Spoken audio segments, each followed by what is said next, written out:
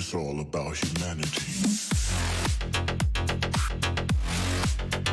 About humanity.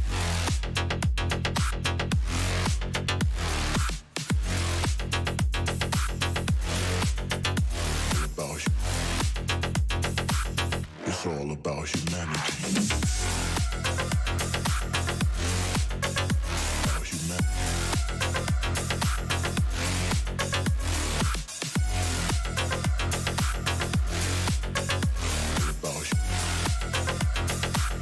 It's all about humanity.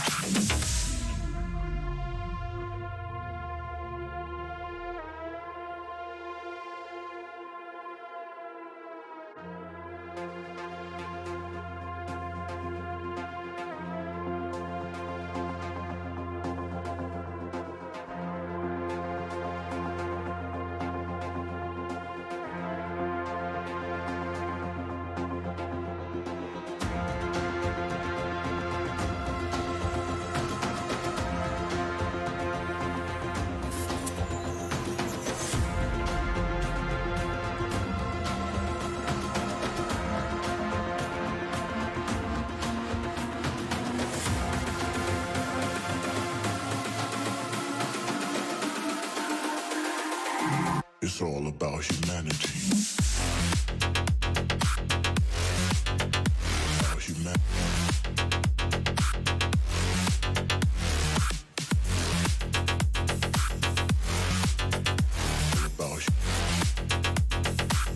It's all about humanity. About humanity.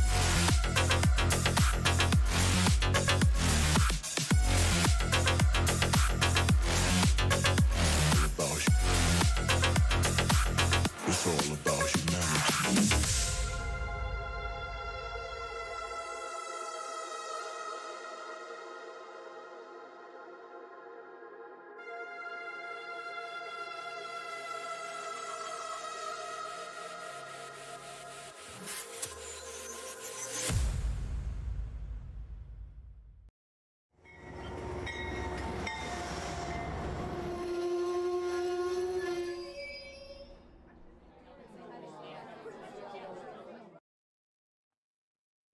Hello, model citizens. Welcome to Humanity Junction.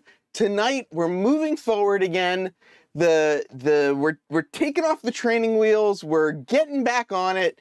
I'll admit I've been a little stuck lately, and I'm excited to kind of say I'm no longer stuck. I got an exciting sort of thing going on behind me, or at least I'm excited about it. And at the end of the day, I'm the only one that matters, right? Hey, why are you naked for? Haven't seen you in a while. Good to see you here. In addition to moving forward on the layout, I received a box in the mail, and when I saw it on the counter, I went up to the the mail desk place, and I said, "Oh, that must be for me." I got shipped a package in an Athearn blue box. So we're also going to open this up and take a look at this and see what's inside here. My understanding is it's going to be a good surprise. Hopefully not a glitter bomb, but we'll see how that is going to go. But let's, before we get into too much nonsense, and it's all nonsense, isn't it? Let's take a quick look and see who's here tonight. And I'm happy to say the list is nice and short, so we'll get through it nice and quick, and then we'll get on to the excitement. Dennis, you are just gonna have to wait and see.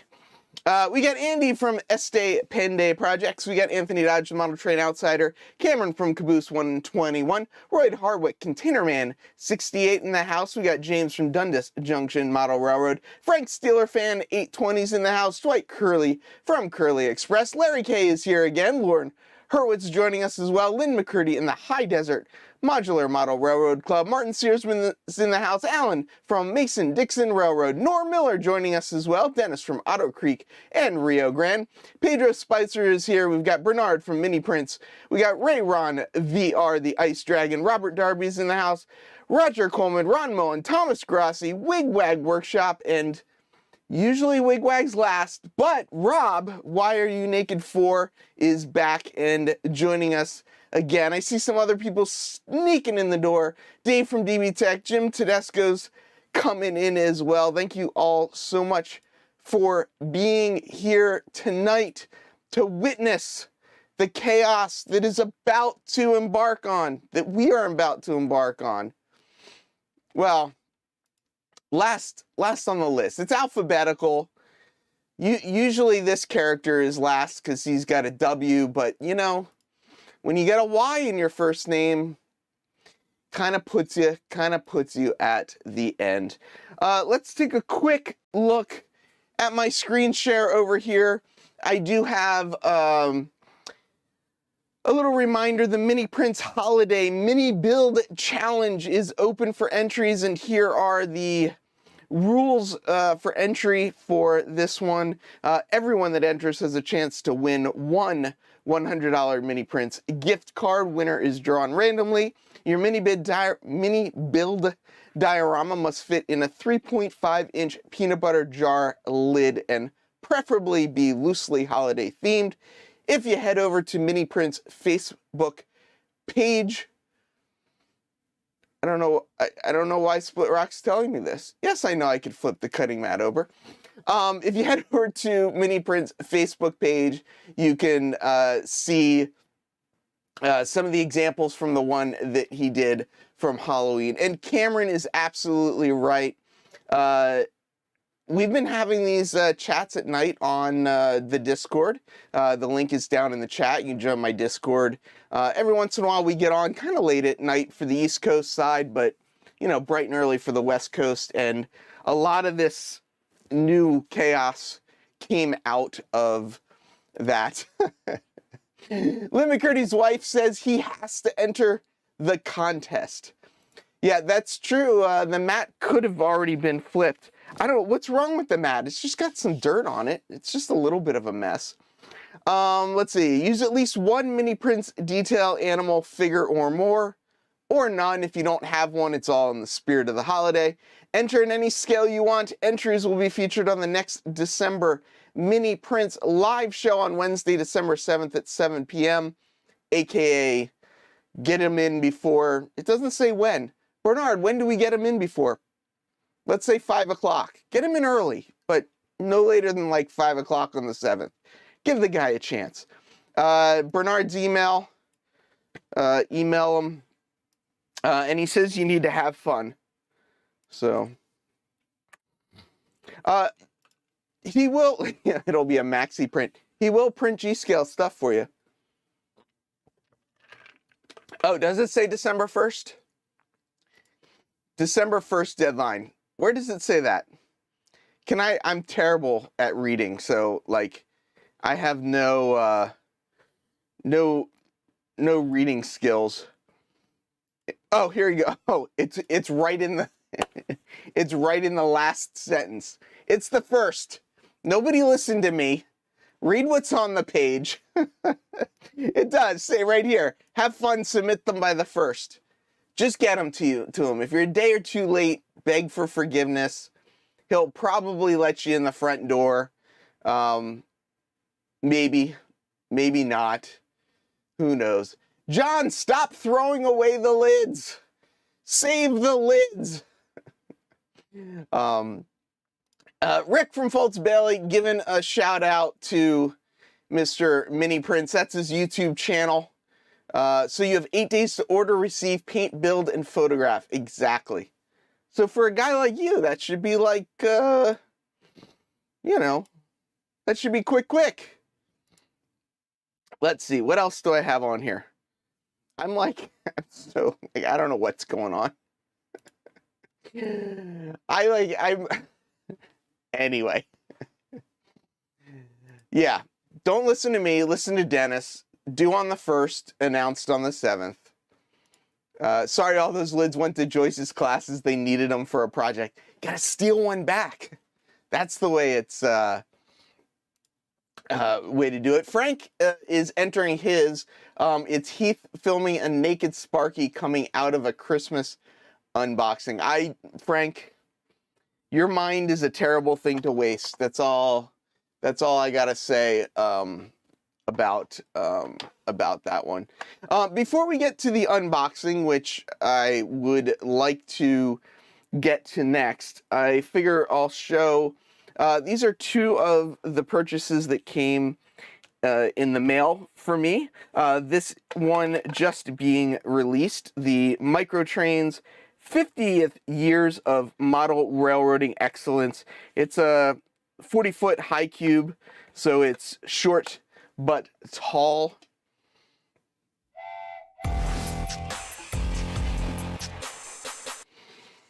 Andrew, Mr. McTovid, with the super chat, he says it's a late donation, but it's never late as long as it is, as long as the check clears. It's never late.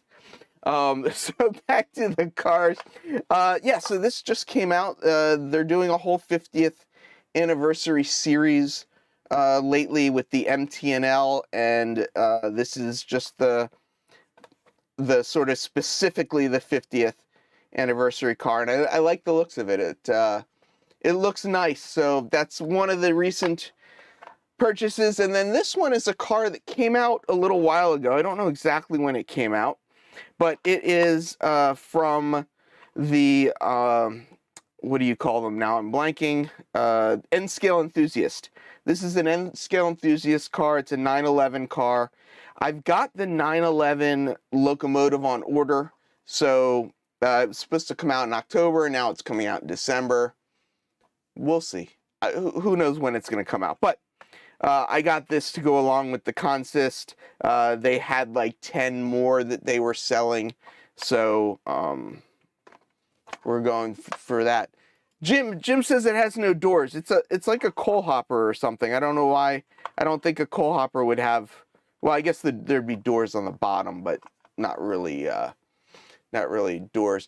Stephen from Wigwag says that was a quick unboxing. I don't know that it was really an unboxing. That it was more just things were already unboxed. But this right here. Oh, not that one. Oh, this guy. Yeah, this guy doesn't have any doors. That is true. I don't know how you get in or out of it. It says celebrating 50 years of model railroading excellence from all of us at the factory in Talent, Oregon. Thank you. I think it's pretty cool though. Doors or no doors. That's a good point though. I don't know how you would get all the product in and out of there, or how you haul that. What unboxing? We've got an Athearn Blue Box unboxing. I think it was absolutely hilarious when I walked up to the front desk and saw an Athearn Blue Box sitting there. I knew the package was coming, and knowing who sent it in hindsight, it makes a lot of sense. It makes a lot of sense that this person would have shipped it in an Athearn blue box. Yeah, it's a blue box with blue tape. If you don't know, the blue tape is basically hiding my address and the sender's address. Derek says doors are on the other side. They're not. I did check. I did check earlier. MTL is quite magical sometimes. So this came from Mr. Lynn McCurdy. Lynn's definitely been in our thoughts recently, but he took the time to send this to me, and he says there's some goodies in there. So Dennis says, what's going on with that laser printed wood bridge looking thingy? Well, Dennis, if you hang on just a little bit longer, we will get to that before the end of today's stream, because that little bridge that is unfortunately probably going to have to get rebuilt, because it's got a little rock and a little wiggle to it. So I probably will need to, I'll probably need to replace it. But anyway, I don't know what I'm doing with Craftsman wood kits, but this wood kit inspired what we're going to discuss tonight. And he said the famous Lehigh Valley map car had no doors. Should have used steel instead of wood. I could have used steel instead of wood, but there's a reason for that specific bridge, and we'll get to that. We'll get to that. As Liz does so nicely say, most bridges do rock and wiggle anyways.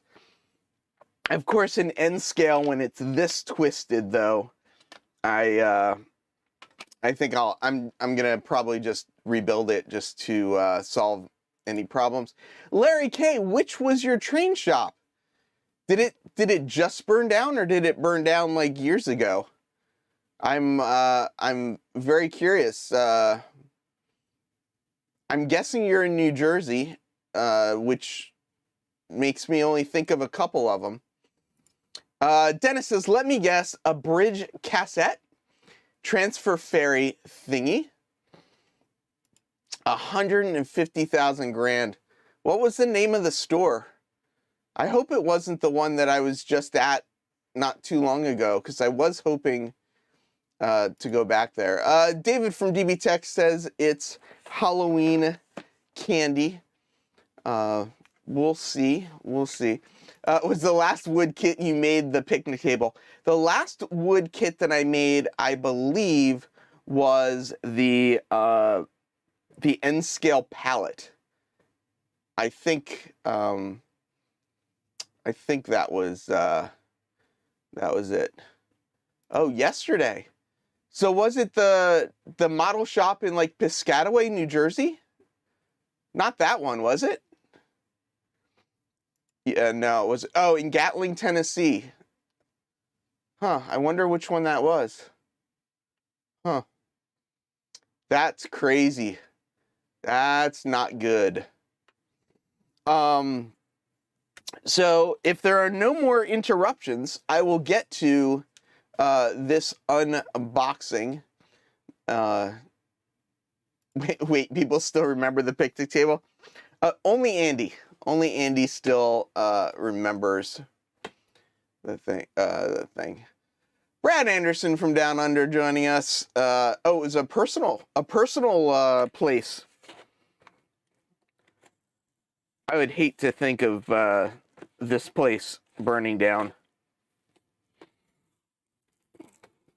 Okay, so the tape has been cut. Now that the tape has been cut, interrupting, here we go. Well, stop. I don't think, oh, the shout outs here.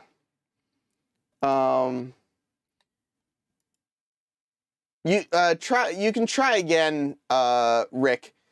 The shout outs I have to save every once in a while.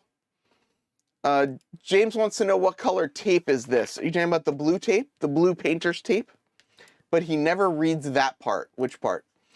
Sure, he's blaming us for the amount of time it takes him to unbox something, yet we all say, hurry up. Yeah. Yeah, that train shop was awesome. I had a work trip down to the area, and it was like 15 minutes away, so I took my lunch break and ran over there and spent more money than I should have. Oh, your place just burned down yesterday. Oh my God, I'm so sorry. Wow. I didn't catch that it was your place. So Larry K's place in Gatling, Tennessee burned down yesterday. That's pretty crazy. Jim's saying this box is big enough it could take me all night. I'm a little nervous. A little nervous to open it. Oof. Oh, Larry, so sorry to hear that.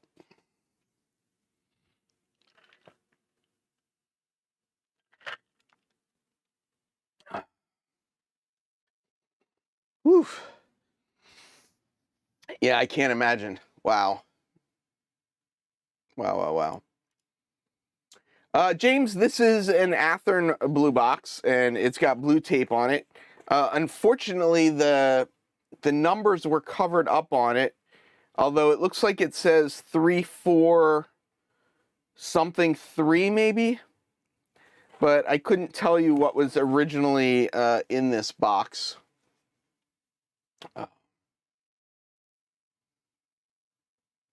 Yeah, I agree. I agree. Well, on this note, I'm going to take a short break. Yeah. My room is 30 inches by 50 inches. It's a little bigger than that. Let's take a quick break. We're all wishing Larry... Wow. Yeah, I don't know. I was about to say a quick recovery, but I don't know how you recover from something like that. That's a lot of time and effort. Not just what I'm thinking of is not like the monetary value of what like I would lose for this room, but the time and effort of what would kind of be lost. But let's take a quick break. I'll come back. I'll open up this box from Lynn McCurdy. If I haven't said that, this is from Lynn McCurdy. It's all about humanity. About humanity.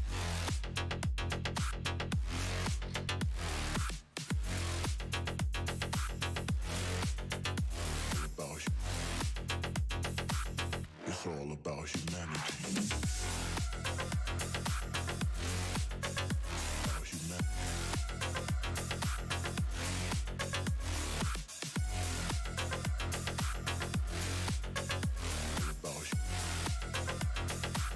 It's all about humanity.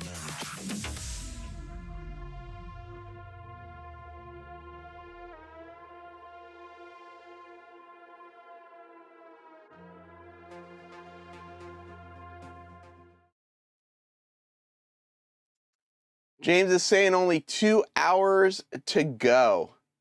My bot is slacking 5029. I can turn the bot back on. I had turned him off so that he wasn't spamming every time people hit the thumbs up button, but it's up there right now.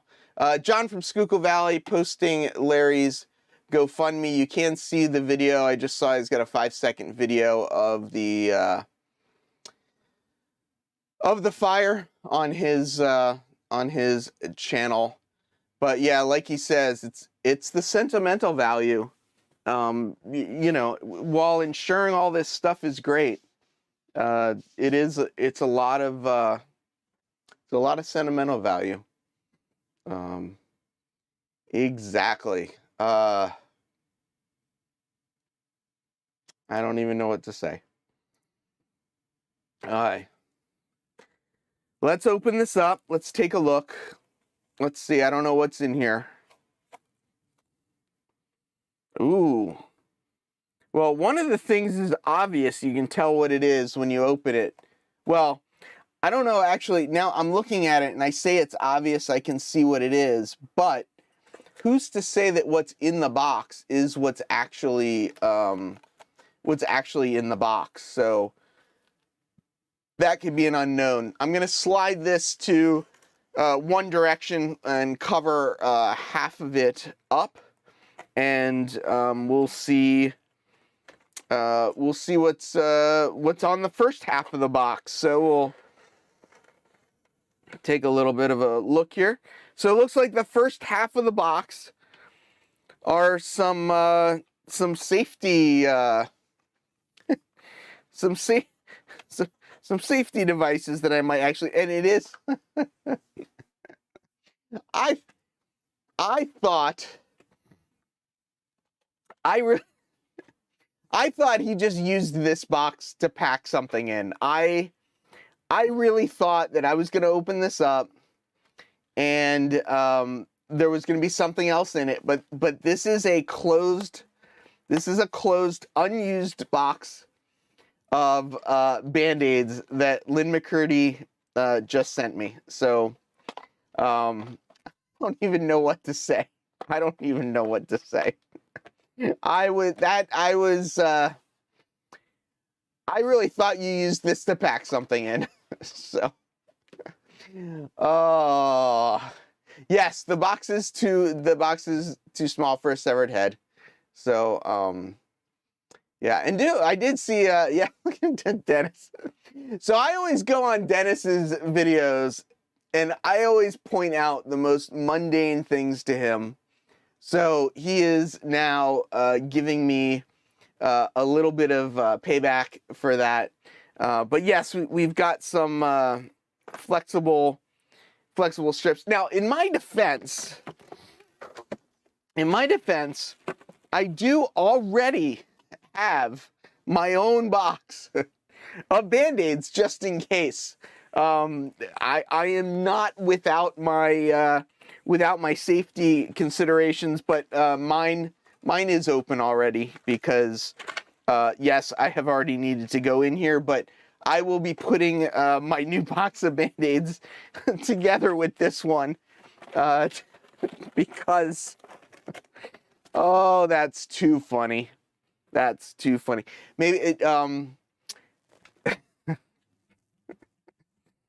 maybe Band-Aids will just start showing up around the layout. So we'll see. There's a mini fire extinguisher. I've showed this off many times. I do have a fire extinguisher. It lives right by the door. They say to put the fire extinguisher by the door because you want it in the location of where you're running out. So should a fire happen here, I'm heading towards the door, and this is on the way out. David, I question how many times you've hit your heads on hanging planters if you have a preference for Band-Aids. But yeah, so we do have some HO scale insulated joiners in here, and we've got some Caboose Hobbies, or at least they look like Caboose Hobbies ground throws. These are nice. I can swap some of, I'm assuming these are for the HO scale track, and I can swap out some of the those Atlas, you know, the Atlas looking ones that I have instead. Those are definitely nicer looking. And people have noticed there is a thing of tweezers in here. These look like special tweezers. Let's see. Little small tool. Screw holding tweezers is what this is called. I guess I need to keep this over the thing. Andy's saying those would work for O scale also. I don't think I have any O scale switches. Let's there we go. So these are screw holding tweezers. Oh, that's neat. So I guess you hold it this way. Help you screw it in. So these are from Lynn McCurdy via what's this company called? Micromark. It's 88042 if people want to look this up on Micromark. Two of them. Are there? Oh, two of what? So this is what. Oh, here's a fourth one. Oh, good. Oh, good. Yeah, because I have 4 turnouts right here, so that's good. I don't know what happened. I'm looking. I don't think you'll be able to see this from where you are, but this track is. I don't know what happened.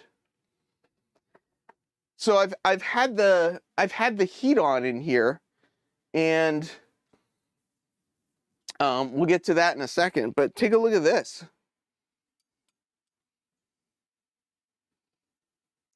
I'm guessing this is from the heat. Apparently, when it got hot, it expanded and it popped up. So we'll have to figure that out. But yeah, these caboose throws will be much better replacements for these guys right here. They will look much, much better. And yeah, so this is what I knew was coming. And these are some bumpers, HO scale bumpers. So this will go kind of, I don't know that you'll be able to see it. Yeah, you probably can't make that out, but there's a track that ends right about here, so I'll cut that bumper in right here, and then I'll have bumpers down at the other end as well. Lynn says the insulators are for the end of the rails. Dennis says he has some similar issues on the spline in a few places. Interesting. Add some humidity to the room. The wood may expand a little if it's not sealed. This is why you gap joints and never solder joints.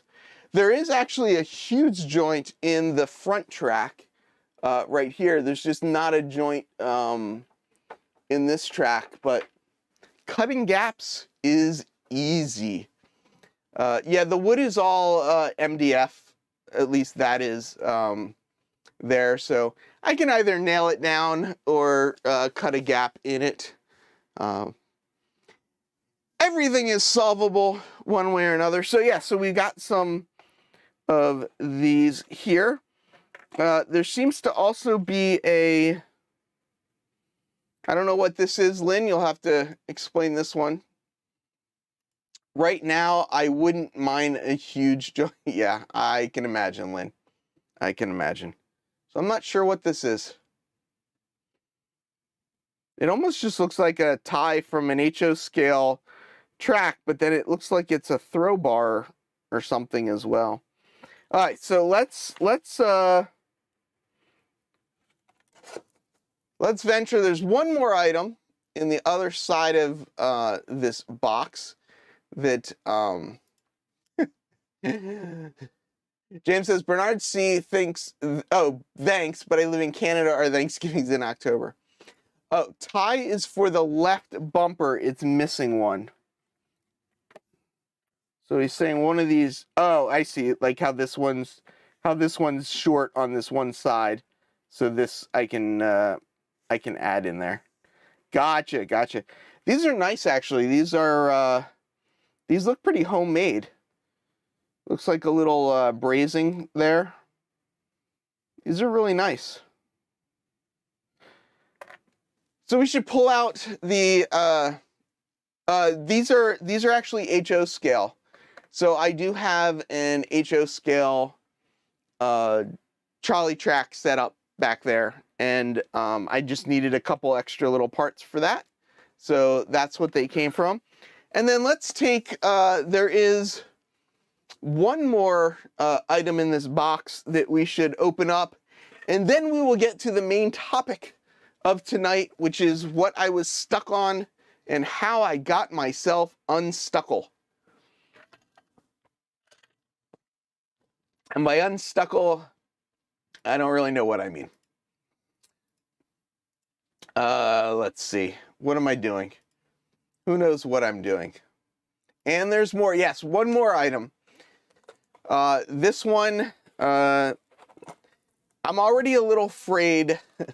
There's a main topic. There is a main topic. There is actually a topic. There was actually planning that went into this stream today. Yes, there was. And yes, there is one more item in here. I opened this side of the box up, but if we go this way, you'll see there is another item in the box that they have to come out of. Cameron says, you're welcome for the idea. Cameron did find the picture that we spent a lot of time discussing that definitely had an impact as well. John says there's flex track in there. Yeah, we coiled up the flex track into that very, very small box. But yeah, so I heard you got some, oh yeah. Have I not shown those books yet? I may not have shown the books yet. Here's two of the books. Andy Estep brought me these two books, and I actually haven't really had a chance to delve into them, but this one I'm very excited about, the New York Waterfront, and you'll see why when we get talking a little bit more about the layout, but this has some really great inspirational photos and information that I need to get through. And the other one that Andy got me is this one, the New York Central Early Power, and 1831 to 1916. Let's widen this out a little bit. 1831 to 1916. I've been talking a lot about trying to find some early power for this layout, or at least something that looks more early power. Like the CNJ 1000 would be the, the ideal sort of thing to get, but that's may or may not happen. Likely not. What lens is dirty? Uh-oh. Is my lens dirty? Which one? The one on me or the one up there? 1831, they had wheels back then. They sure did. They sure did. Dennis says, I love old black and white photos of the late 1800s and early 1900s. Yeah. Oh, funny. Here it is.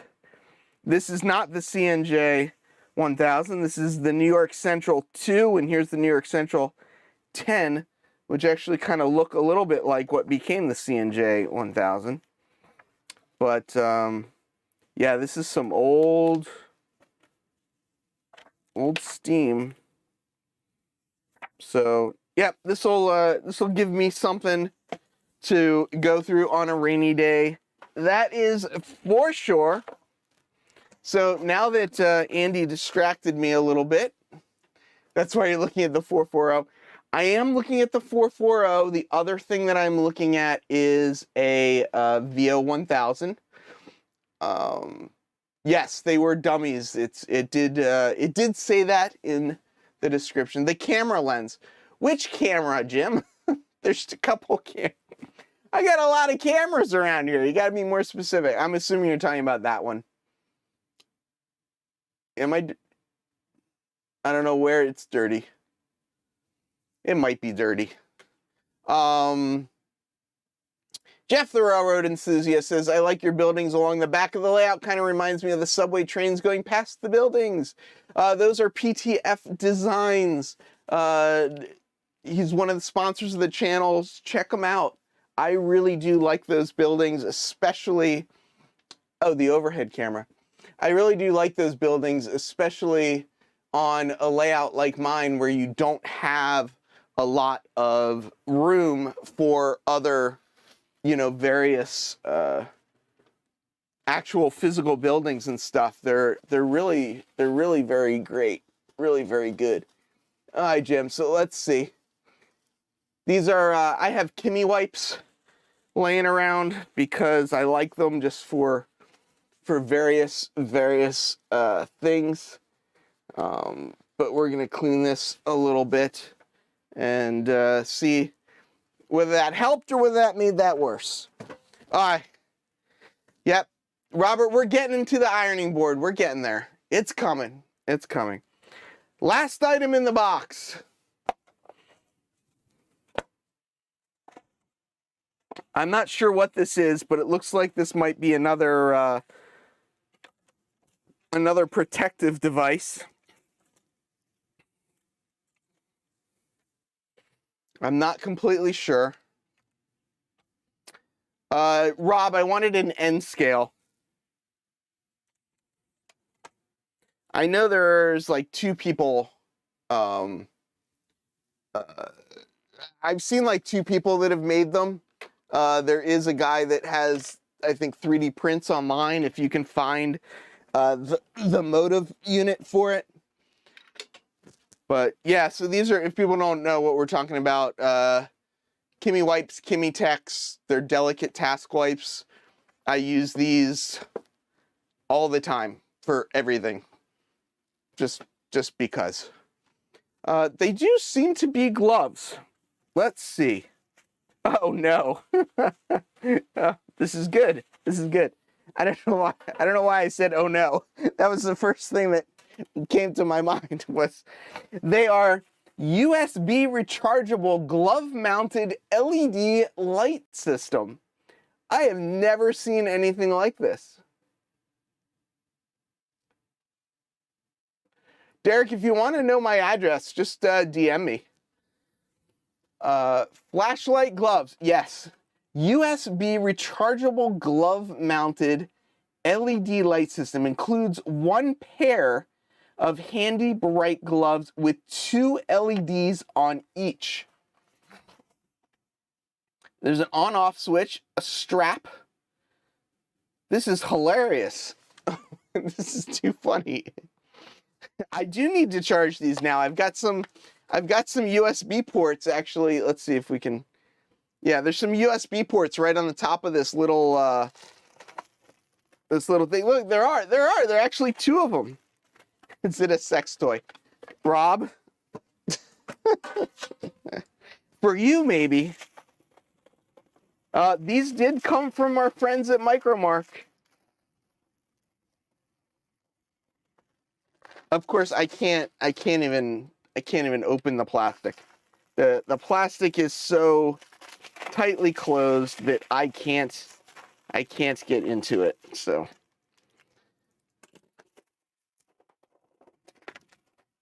comes with the little charging cables. So they're not full gloves. They're not like a full glove. It looks like they're just the 2 fingers. They're the thumb and 4 fingers, and then wrap around the wrist. So let's see. It looks like you do something like this, and then this. Not sure which way. We'll wrap it around that way, and then we.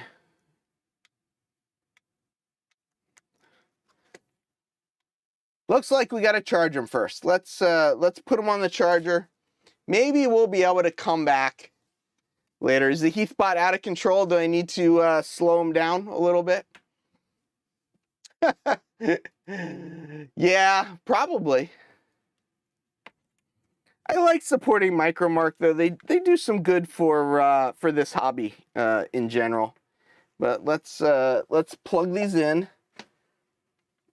I don't know how to tell if it's charging or not. Oh, well, there we go. The lights came on. Maybe you just have to use them plugged in. Maybe that's the key here. Slingshots for working under the layout in a dark room. That's a great idea. I didn't think of that, but these would be perfect for working under the layout. Because I actually bought, let's see. Well, that one's not coming on, but we'll give it a second. I actually bought these guys to use for under the layout, because this kind of goes up and over, and you can like point it in different directions, but it's still never quite in the right spot. So these though, oh good. So both of them work. We got lights on both of them. So we'll let them charge. But this is actually, these may be my new favorite lighting tool. That's actually, I have never seen those. Thank you so much, Mr. Lynn McCurdy. So Rob, Why Are You Naked 4 says, now you'll be able to see your finger easier after you cut it off.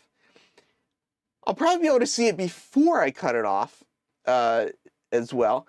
Headband lights are nice, but I like this as well because they're actually pointing at what you're trying to pick up, which I think is pretty neat. Pretty neat. So great for picking your nose as well. Oh, the suggestions that I get around here. Yeah. So let's get because this is going nowhere fast, why don't we move on to these two items right here? And yes, this is the main topic of tonight. Hopefully we'll have enough time to get through them, but we'll see. Containerman says, Lynn should have sent him a toupee to keep the top of his head warm this winter. Oh, there you go. There's another one. Now I can walk the dog at night and find a tree, and relief is just a finger away. Jim's laughing. Jim's amused. Wait, did that sound right? I knew what you meant. I knew what you meant. Okay, so let's get to these two items. And I think the best way to kind of tell this story is to go to the pictures, because I spent time putting together this slideshow, so I'm going to step through it. So this is the car float. So the car float's now painted blue. This was the car float when I was trying to put the track on. The track didn't fit really well into the ties, so I ended up breaking off the inside ties. I'm using code 55 track. In order for the train to actually run smoothly on it with code 55, I had to do that. Yeah, Dennis, no, not painter's tape. It is actually just blue paint that I used, but oh, that didn't work. Let's try clicking on that. There we go. So I used some 1-2-3 blocks. I like the 1-2-3 blocks without holes. I find the ones without holes have a lot more weight to them, and they work better for what I need them for. So the rails did go down pretty well. After the rails went down, I basically just wanted to paint it to get, a coat of paint on it, and, I'll eventually paint it. So the bridge that Dennis was asking about is the CNJ float bridge. So Dennis says, why code 55? The rest of the layout is Pico code 55. Pico code 55 is actually code 80 rail that's got a double flange on it. But part of why I used code 55 on the float bridge is that I just think it looks, oh, jeez, Frank. Oh, yeah, hundreds of comedians out of work, and you're all trying to be funny. I know, Jim, right? I know. Yeah, Dennis, so the Pico has the extra web, so I went with this code 55. I just think the code 55 looks so much better on the car float bridge, just that lower profile. This is Atlas code 55 that I put on the car float, so it is a lower profile rail than the Pico. I just like the way it looks better, is I guess why I did it. Man, you guys are rough in the chat. So the bridge is the CNJ float bridge. I asked Tim Ferriss over at Fast Tracks, made an HO scale version of this. I pestered him for 6 months or so until he made an N scale version of it. So I did buy the N scale version, and this is actually this is it here. These two are pretty straight. This one curves off a little here. This one is definitely warped this side. It's a little bit not completely flat. So I may get another one to try and put it together without so much twisting. I don't know. I don't really know particularly why it twisted as bad as it did. I did glue things and then weighed it all down. So what I did is I actually glued the side rails together first. Let's see. Oh, I should have more of it. so this is it not glued together. This is it just fit together. But I did glue these side rails together, and here I just glued the top of the rail together, and I think I probably should have glued it. I'm not 100% sure how I should have glued it. I was afraid that if I didn't glue it with it in the base, that it wouldn't sat right. But yeah, I'm gonna have to look into it a little bit more. Lynn says, before you get another, try wetting with maybe alcohol and put your 1, 2, 3 blocks on it. I've been spending a lot of time with 1, 2, 3 blocks on this, weighting it to make it square. I mean, the reality is the only thing I'm really wasting by doing this would be the 2 pieces of track. So it wouldn't be a real big deal, and the trains will actually fit with this. I did soak them at one point just with water. After I made the side rails, I took them off the base, soaked them in water, laid them down to try and get them more straight, and it didn't necessarily work well. But I can try alcohol. That might definitely work a little better than just the water.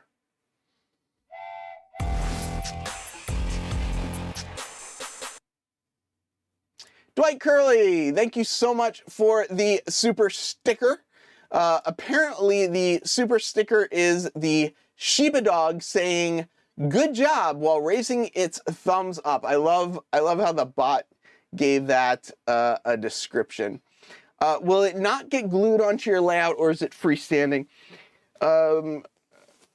It'll likely get glued into place as if the float bridge was at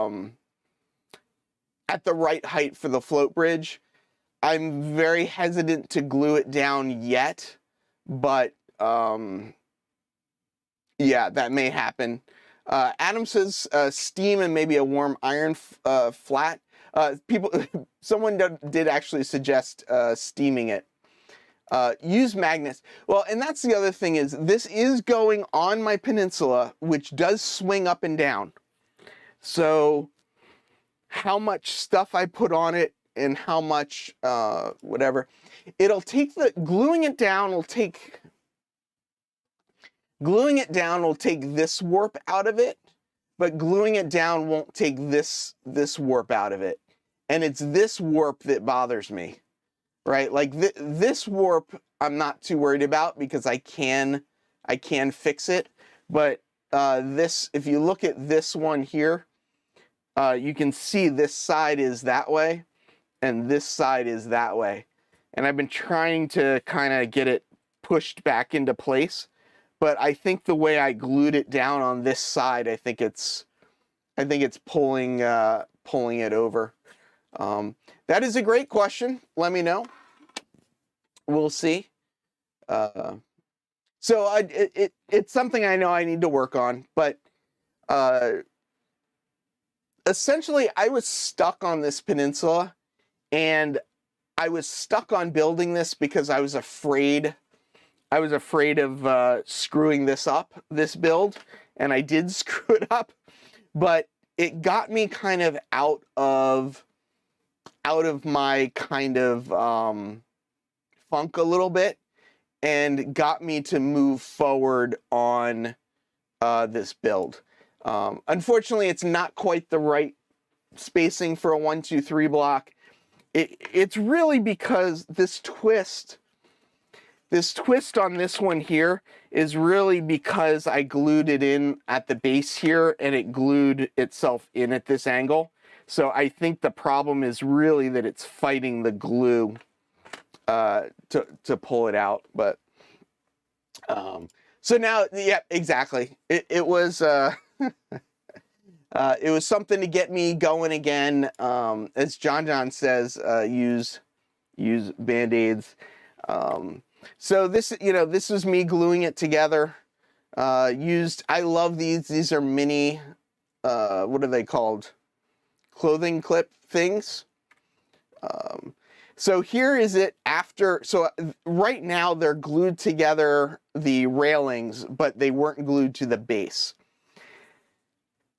And it was at this point that I was kind of still realizing, clothespins, thank you, Z. I know, I don't know, I should have known that right away. This was about the point where I knew I needed to just get to laying the track on the peninsula, but I still wasn't really happy with what was going on. Barry wants to know what glue I used. I actually used this weld bond. Maybe I should have used wood glue instead of this. I don't know.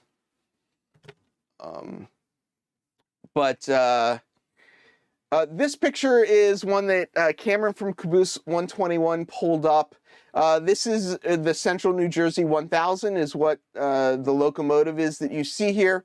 If you notice, that float bridge on the right side is this float bridge. So Tim Ferriss of, now my mind is just go, Fast Tracks designed this bridge because he built this. He modeled his layout after this. But some of the things that we looked at when we were looking at it is that, oh, that's funny. This looks like the MDC rail cleaner with the round pads. Waywag says, that's the glue I used, never had any issues. So this photo is of the Central New Jersey Hudson Yard. There's the car float transfer bridge, and then you can see past it is the car float, and then we started noticing that there were tracks right next to the car float bridge. Oh, really? Oh, that's really cool. Yes, that is the MDC track cleaning locomotive. Rob, would you mind please sending me a link for that somehow, somewhere? Because I would like to check that out. Yeah, Dennis, over on this side, there's definitely a gantry crane there. Here, this is another picture from up above, transfer bridge here. This is the whole yard. It's crazy. The trains used to come off the bridge and make this sharp turn and go around and get stored over here on the tracks. This is from the model that was made. There's the CNJ 1000. So this started to inspire a change. And now is the time to go to any rail. So this was the original design here.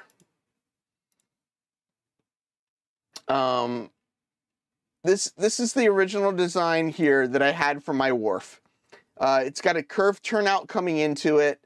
It's got a little lead here for a locomotive, and then it had 3 tracks on the car float. So the first thing I knew is I was going to drop the car float down to 2 tracks, just to match the car float that I had, just because, you know, no Warpum glue. Yeah, that would have been good to have. Oh, there you go. Well, bond's made in Canada, so you know it's good stuff. So this was the original design. I had this building set up here because originally, like, this top half was going to be land, and then I was building this little strip of land down here on this side with the car float, but I just wasn't happy with it. And so for that reason, I hadn't built anything on it. I hadn't done anything at all with it. And we started talking about it on the Discord. So, you know, come over to the Discord. It's we have some really cool conversations over there. But we sort of started talking about it. And oh, this is actually one earlier design too. People started talking about, oh, you need a way to turn the train around. So at one point I had built this whole Y setup in here so that I could turn a locomotive around. And yes, this is Bernard, this is AnyRail. Yeah, so I've designed, if you're new here, this is my whole layout. This was one kind of the original finalized plan was this, which is version 35. This on this side over here is a time saver. This can be remotely operated, so this can be a remote operator. The main yard is up here. The transfer wharf area is down here. I've got a 3-industry area over here, 6-track staging yard, and then this area here is going to be where the circus comes to town. Yes, it's the original finalized drawing. Wigwag, there is so little schedule with them. Essentially, people just jump in the voice chat, and some people join, sometimes people don't join, but it's there's no schedule. So this was version 35, and this just wasn't making me happy. This just wasn't, so I hadn't built it. I hadn't done anything with it. So one thing that I did was I started redrawing it with the car float being 2 tracks. I cut this little gap out of here for the transfer bridge, just because due to the, now that I had the car float, now that I had everything, it is all over the place. Exactly, Joey. Layout final, part 2 final revised. Exactly. The layout is, the longest part of the layout is 8 feet. It's 8 feet along the one wall, 8 feet along the other wall, 4 feet along the short wall over there. But yeah, so I had the car float, and what I did was I added this track on the side because we were looking at the at that picture, at this picture here, not this one, but this one here, and there was a track along the side. So we were trying to figure out, how can we maybe add that track in there, but putting it in there on the side wasn't really working. It just got too crowded. I added in some dimensions here. Let's see, so that's 37. Here's 38. So 38 is really when things started to go well. We moved the land part to the other side of the car float, which just gave us so much more room over here. And this track here is 15 inches, which is the same length as the track on the car float. So now this enables me to be able to park the full string of boxcars that are going to go onto the car float in the wharf area.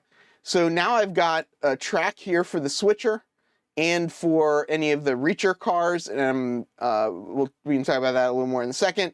And I've got 2 tracks here that are both long enough that I can put the 2 things here. So now I've created another job on the layout, and I've just made a much more interesting little area here.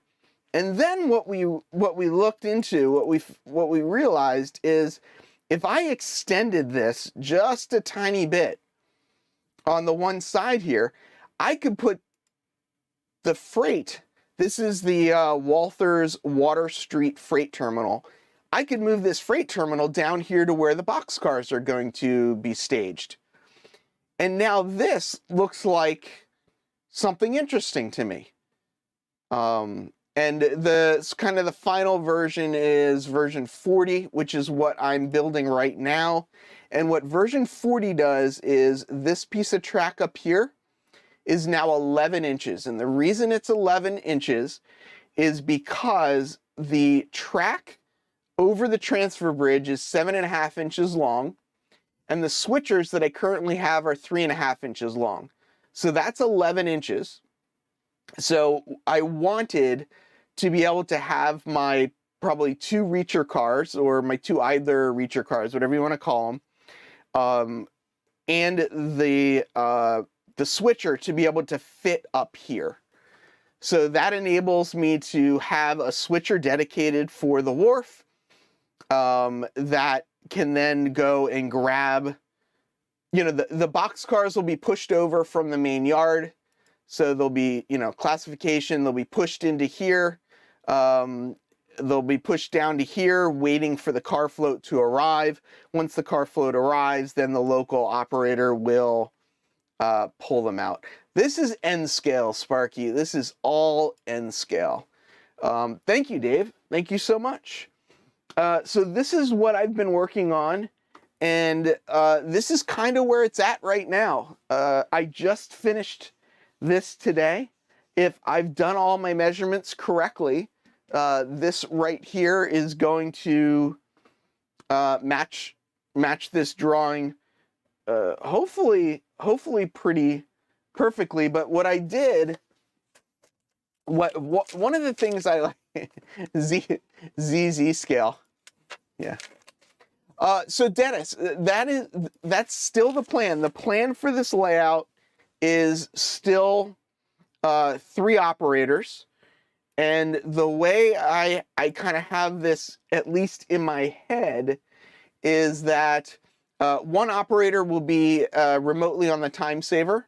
So whoever's working this yard here will basically be right here. So there'll be one person here in this open white area here. It's 36 inches by 36 inches, which should be a good enough space, or a big enough space for your average model railroader. This model railroader here will work the main yard, and he'll help out with whoever's remotely operating the time saver. The person that then is on this side here, and this is what I kind of need to figure out, but I think this person would have 2 jobs. I think this person would be working this yard here, and this person would be working the wharf. It might be a lot for one person to do all that. The problem becomes is I don't think I could really get more than 2 operators in here. Both of these openings are 36 inches by 36 inches. It can maybe fit a 3rd person in here. Somebody like kind of work in the staging yard, maybe over here at the desk as a dispatcher. But I'd like to try and keep this to 2 operators with 1 remote operator on the other part of the layout. But where I was going is, once you've got this in any rail, one of the really cool things is you can print this out. So what I ended up actually doing was I printed this 1-to-1 scale and taped it all together so that I can lay this all out.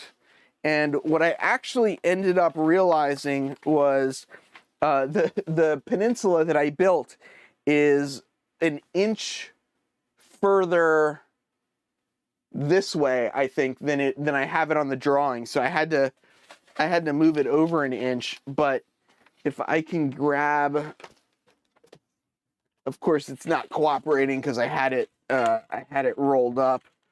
But let's just kind of stick this down.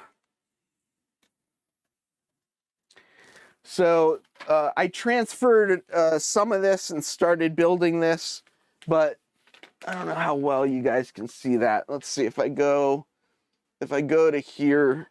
I don't know if this is better or worse. But so here's the car float section.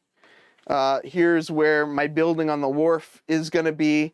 And I made this bigger. I could cut this down at some point if I decide that I want to, make it smaller. But I like having this extra land piece here.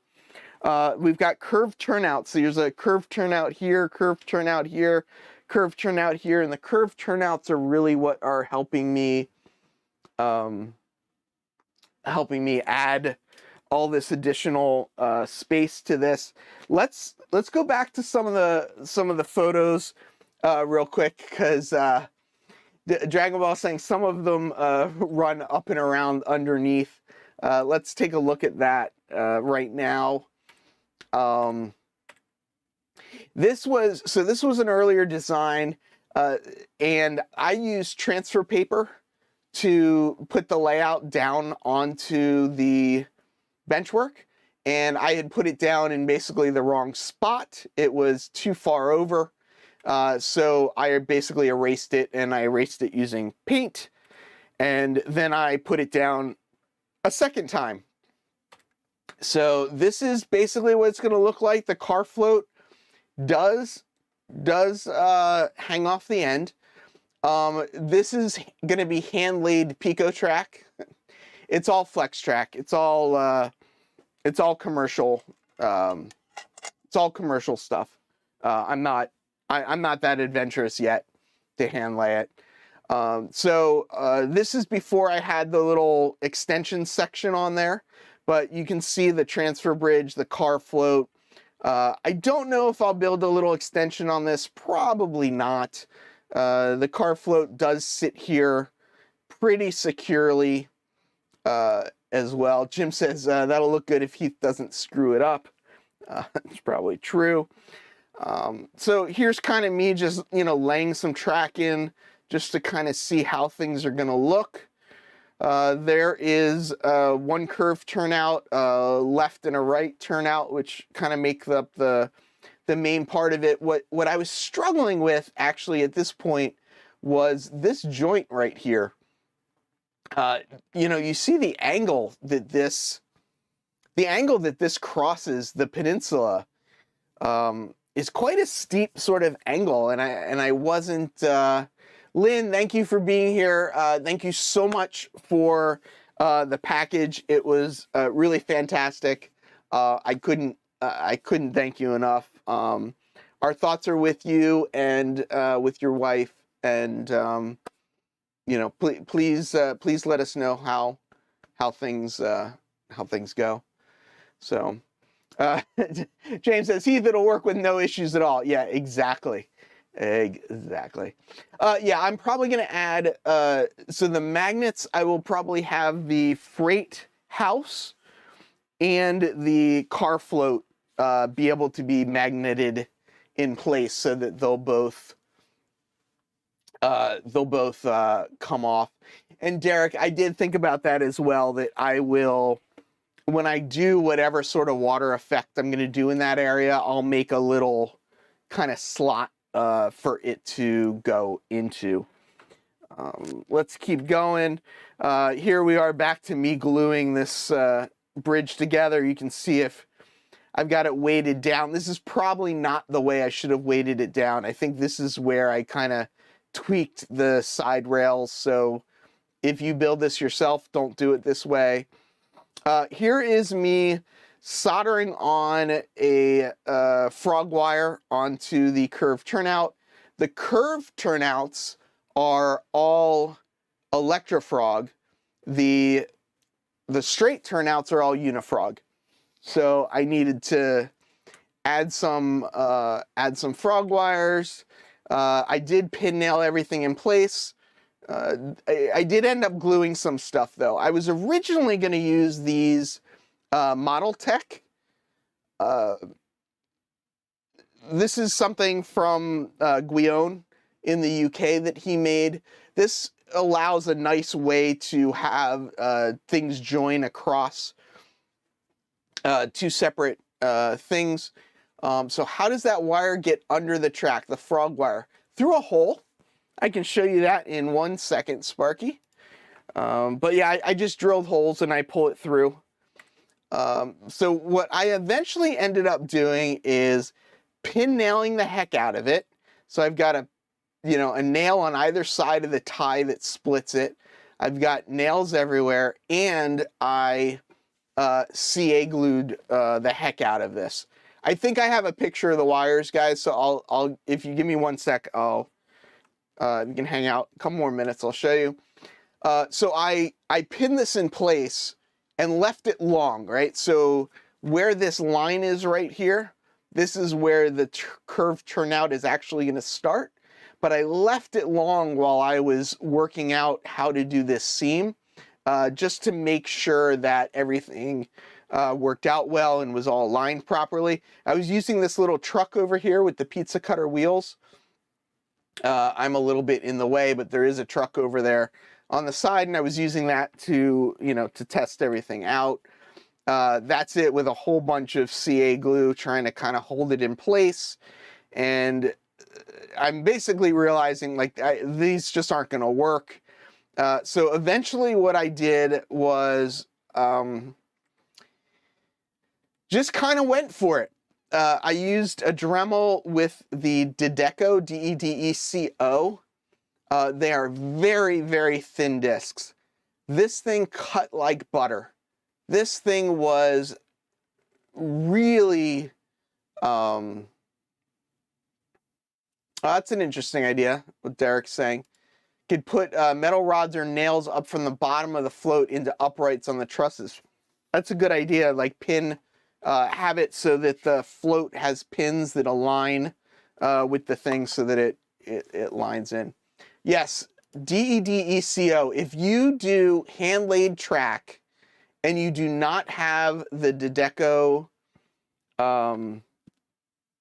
discs, you should stop everything that you're doing right now and go out and get some of these discs. And let me see, I might still have the link of the ones that I got. And I don't have it. Oh no, here they are. D-E-D-E-C-O. These guys are very thin. You really want to use your safety protection because you will break it. These are used for dental type of work, and they cut so quickly and so well. Here's the link for them. Dedeco. AO, so they are 0.009 inches thin. And these came to me through Thomas Splitrock, who does a lot of hand-laid track. And this, I mean, just fantastic. No, track did not heat up. I had no issues with that. The cut was unbelievably good and accurate. This is the man that turned me on to them. If you're hand laying track, cannot recommend them enough. Just they're so thin and leave just the perfect amount of gap. And we'll see right here. So I cut it. I cut from one side and the other, so I didn't quite get the tie lined up perfectly, but they worked unbelievably well. And I just had to kind of clean that gap up a little bit. And you can see it's a little crusty when you get in there close. This is N scale, so it is, it is tiny, but that was that split there. You guys are asking how I got the wires through the track. These are the holes for the wires, and you can see right here is the frog wire, and I've got the right rail here and the left rail here. So the red wire goes to that rail, the black wire goes to that rail, and the frog wire goes to that rail. So these there's actually 3 holes there, not 2, and those go in there. So this is after I've cleaned it up, and it looks it's much better than it was. You can kind of see the double flange of it. So I usually use green for the frog wires. I do realize this one's actually blue, but 99% of the time, except for the time that I'm explaining it, I use green, green frogs. Frogs are green.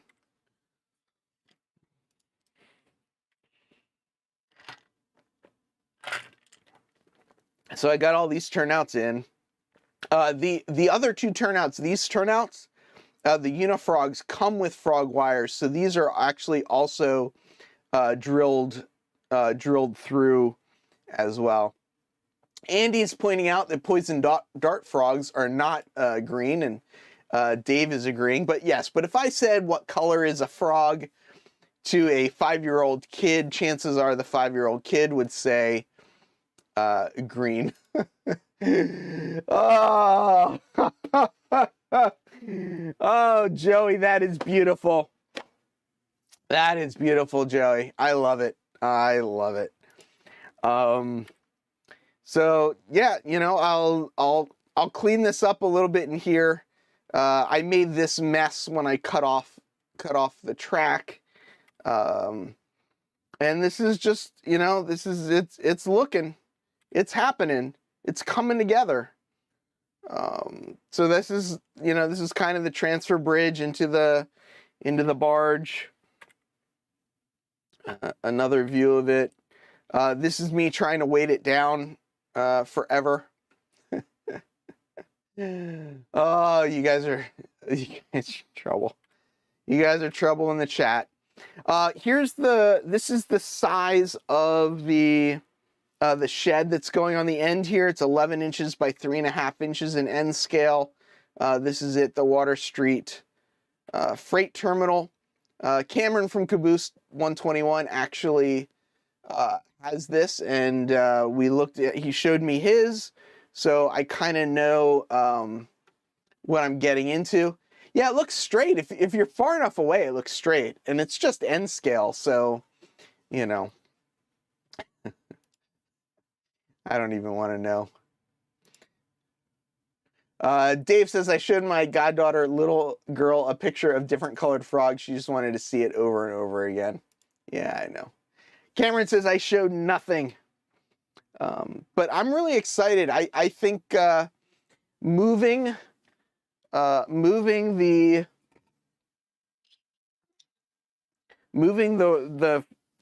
know, the freight terminal to the other side, and getting this, you know, all in here. When I get this all lined up, this is just going to be one piece of track from here all the way down to here. So it won't actually split here. There should be enough flexibility in the track to make that nice. We'll have the two tracks on this side. And I think I am much, much, much, much happier with the way this has turned out. And, you know, I was pushing forward, you know, really pushing to get all this track laid. And I'm really glad I waited on this part. You know, I didn't know what was wrong. I couldn't figure out what was wrong. I didn't know what to do to fix it, but I knew what I was planning just wasn't gonna be the right thing. So James says, Heath, this gives me an idea for a reverse Y. Dave says my head fell off. Yeah, it happens. Will the barge be used like a cassette? Exactly. I will. The guy that. So this barge was printed for me by James Brazel, of Boulder Creek Yard, and the guy that designed this has actually done some updated designs on it. So I am going to try and build probably want to have 3 total at the end of the day. I think just to have them. But yeah, I mean, the idea is there are 2 ways that cars are going to enter this layout. They're either going to come from the staging yard, which is theoretically upstate New York, or they're going to come in from the cassette, which would be coming from the south down in New Jersey. So there is a plan, there is an idea, and you know, I'm getting buff, but I'm not getting any skinnier. I need to stop eating so much. I am getting stronger. I'm still eating. Andy says there's still a B&O float bridge on the Hudson around 23rd Street, part of the Flying Pan restaurant. A bit cold to go visit now. There's an eerie caboose on the barge attached to it. Yeah, Andy, I don't know if you know. Well, I guess you know. A lot of this design is from the West Side Yards. The New York Central West Side Yards was the original inspiration, and then I'm kind of combining different aspects by using this bridge, which is the Hudson Yards designed bridge and stuff. The Water Street Freight House is obviously not from this area as well. So I'm taking some liberties to sort of put some ideas, different ideas together. But I like the idea. I like the idea of drilling pins in for the car float to hold the car float in place. There will be a little dock here, so everything can be tied off to this side. We'll have the freight house here. I'm definitely, yep, there are 69th Street is the one that's kind of preserved, and then there's one just to the south of it. We have that 4-letter word that is white. Yeah, a lot of them are in rough shape, but the pilings,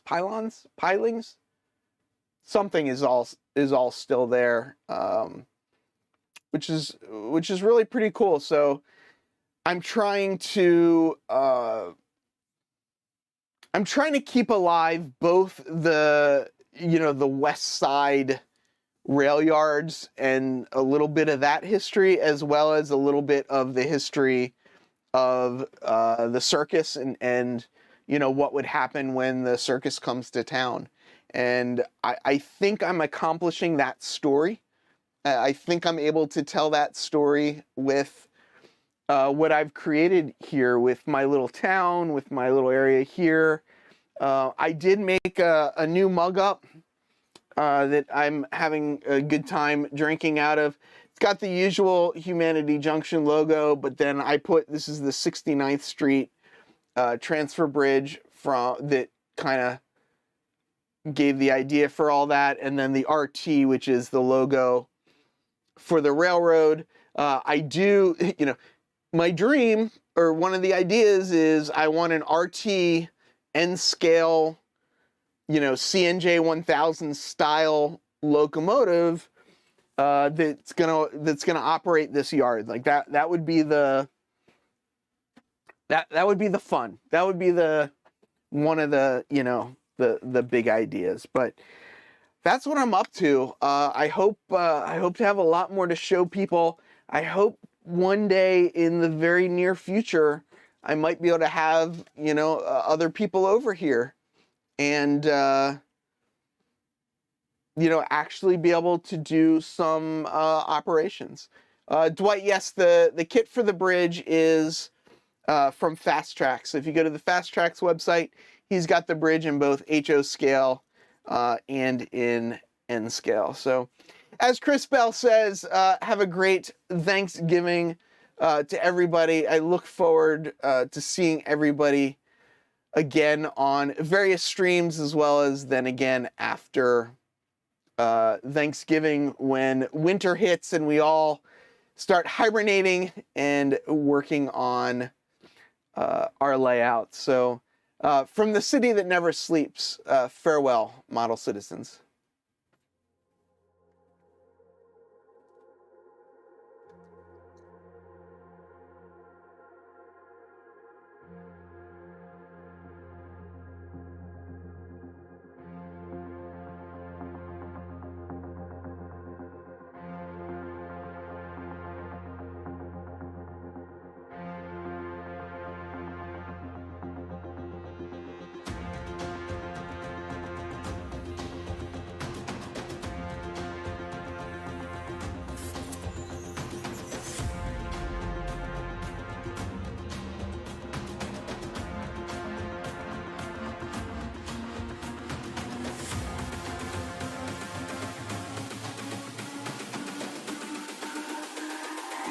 It's all about humanity.